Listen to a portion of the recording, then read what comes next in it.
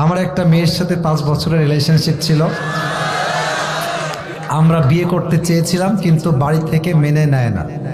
এখন মেয়েটির বিয়ে ঠিক এবং কাবিননামাও হয়ে গিয়েছে, কিন্তু ঘরে তুলে নেয় নাই। মেয়েটা এখনো আমার সাথে কথা বলে, এতে আমার কি করা উচিত?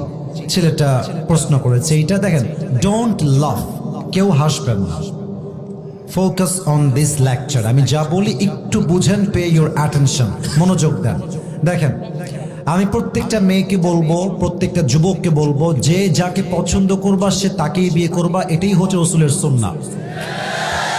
দেখো, একটা মেয়ে যদি অন্য কোনো ছেলেকে পছন্দ করে, বাবা মা যদি সেই মেয়েকে আর এক ছেলের সঙ্গে জোর করে বিয়ে দেয়, তবে মেয়েটা কখনো সংসার জীবনে সুখী হতে পারে না, তার মনটা ওখানেই থেকে যায় আজীবনের জন্য।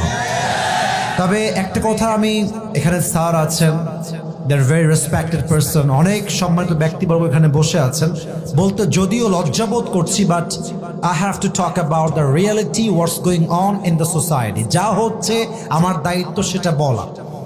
আজকালকার হাজার হাজার যুবক তার পছন্দের মেয়েকে বিয়ে করতে পারে না জাস্ট টাকার জন্য। যুবক ভাই, আজকে এই জাস্ট টাকার জন্য হাজার হাজার পুরুষের পছন্দের মেয়ে অন্য বাড়ির বউ হয়ে যায়।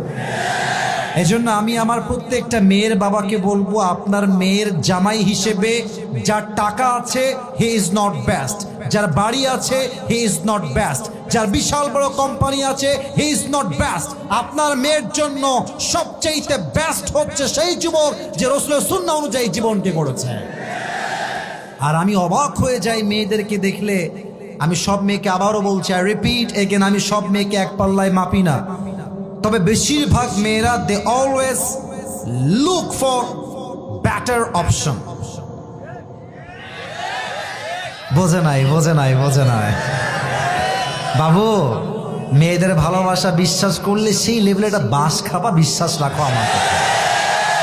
এরা তোমাকে বলবে কি জানো, তোমাকে ছাড়া আমি কাউকে বিয়ে করতে পারবো না, তোমাকে ছাড়া আমার কাউকে ভালোই লাগে না। ও মা, সেই মেয়ে টাকা পাইলে তোমাকে গুল্লি মেরে টাকলার সঙ্গে বিয়ের পিড়িতে বসে যাবে।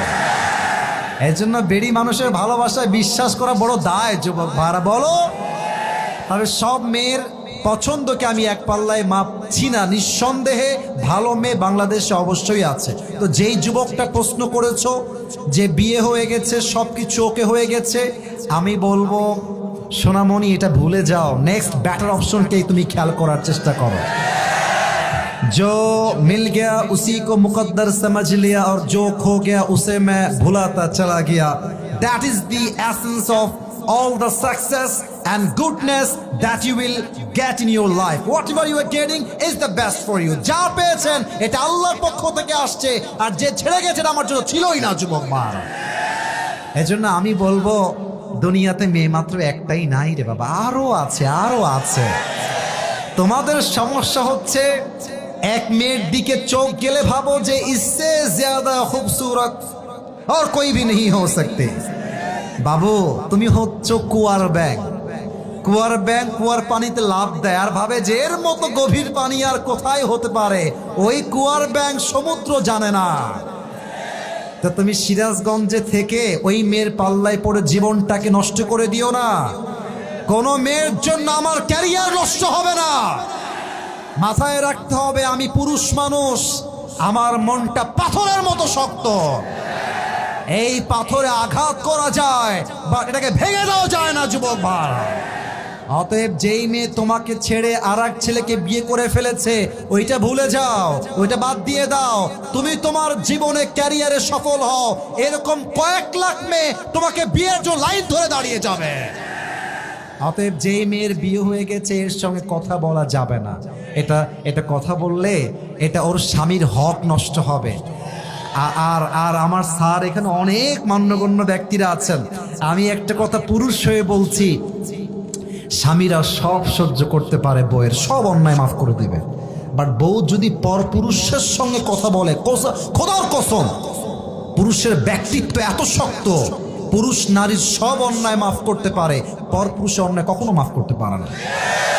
এজন্য যেই প্রশ্ন দিয়েছো সেই মেয়েকে তুমি আজকে সোজা ব্লক হয়ে যাবে। বলবা তুমি যেই দিন কবুল বলেছো সেই দিন তুমি আমার কপাল থেকে দূর হয়ে গেছো। এখন থেকে তোমার রাস্তা ভিন্ন, আমার রাস্তা ভিন্ন। তোমার রাস্তায় তুমি যাবা, আমার রাস্তায় আমি যাব। আল্লাহ আমার কলিজার টুকরা যুবক একটু ধৈর্যের তৌফিক দান করে পড়া আমেন। আবেগ একটু বেশি তো ওরা বলে যে তুম চলে গে মে কভি ভি শাদি नहीं करूंगा। আমার জীবনে একটাই মানুষ হারিয়ে গেছে বেটা, সে তো বিয়ে করে স্বামীর সঙ্গে এনজয় করছে, তুমি সিঙ্গেল থেকে কষ্ট পাবা কেন? সে এনজয় করবে, তাকে দেখে জেলাস হওয়ার দরকার নাই। সে একটা বিয়ে করেছে, তার জন্য একটা হালাল। তুমি মেয়েরা বেটা মানুষ, তোমার চারটা হালাল। ও একটা করে তুমি চারটা বিয়ে করে দেখাই দিবা যুবক ভাই। আল্লাহ যুবকদেরকে শক্তি দান করুক, পড়েন সবাই আমেন।